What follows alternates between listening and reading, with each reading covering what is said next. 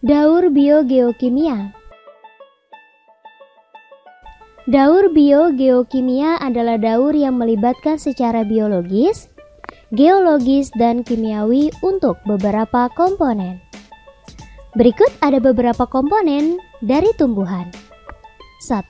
Daur air adalah siklus air yang ada di bumi.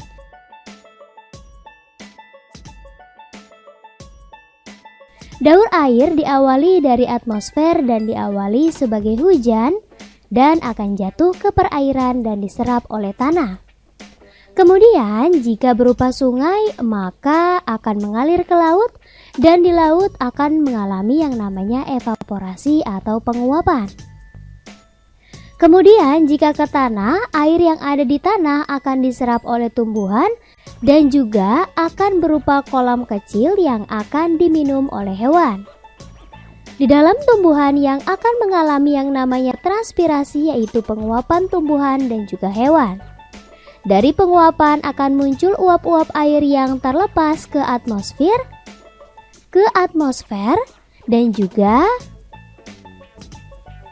yang ada di bagian tanah dan juga perairan akan bisa menguap kembali ke atmosfer. Di atmosfer, semua uap airnya akan mengalami yang namanya kondensasi. Kondensasi adalah kumpulan titik uap air untuk membentuk awan dan kemudian awan akan berwarna hitam dan akan mengalami yang namanya turun hujan dan disebut dengan presipitasi. 2. Daur karbon dioksida. Daur karbon dioksida adalah salah satu komponen dari fotosintesis, maka akan terkait dengan tumbuhan dan juga dihasilkan oleh respirasi manusia dan juga hewan. Di dalam atmosfer itu bisa diserap oleh tumbuhan untuk proses fotosintesis.